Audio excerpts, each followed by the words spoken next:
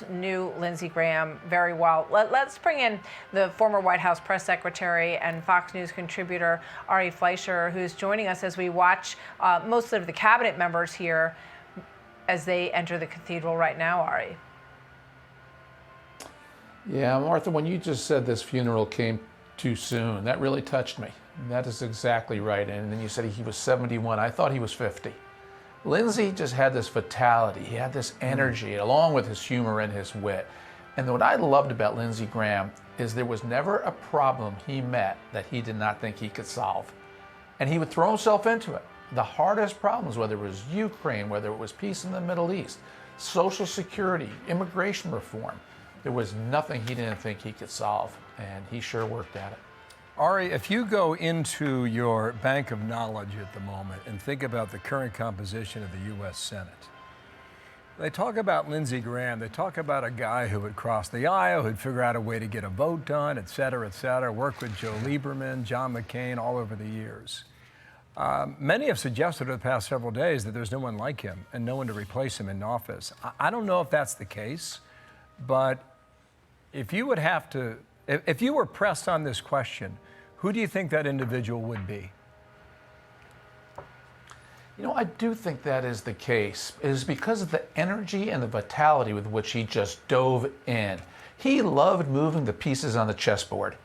He would figure out, okay, if I do this and they do that and they do this, and he was constantly thinking 3, 4, 5 moves ahead and being funny the entire time he did it.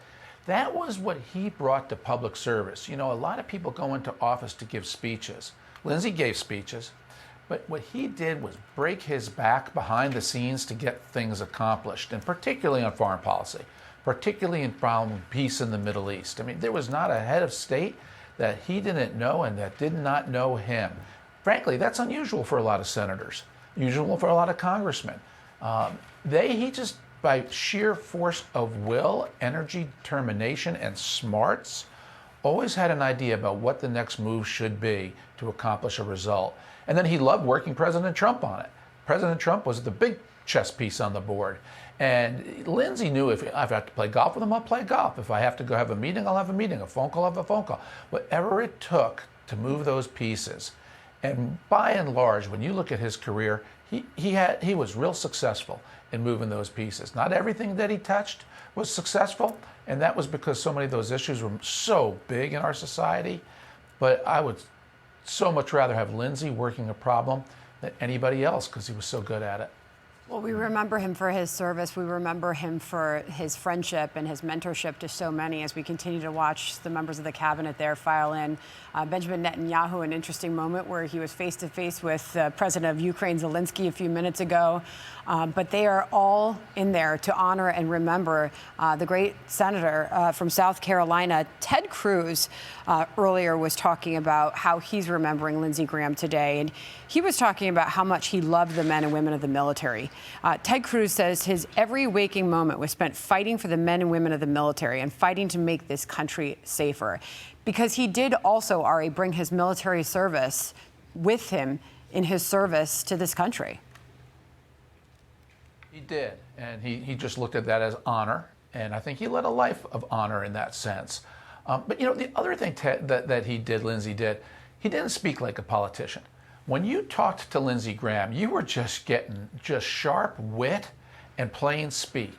He had that way about him. You knew you weren't getting BS'd or the regular politics talk, rounding off edges. He sharpened edges. He went right for it.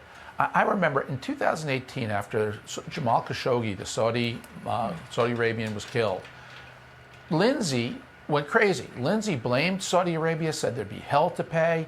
Then when the intelligence came out that suggested that the Crown Prince was likely involved, Lindsey called the Crown Prince dangerous, and he called the Crown Prince crazy.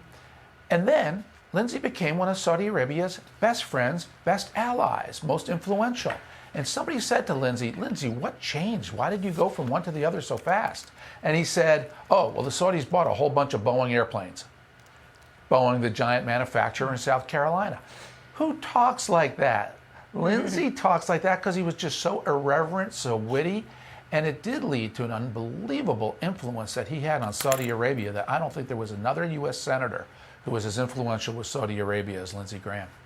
Be sure to like and subscribe for all the Fox News latest on YouTube and catch full shows streaming now on Fox One.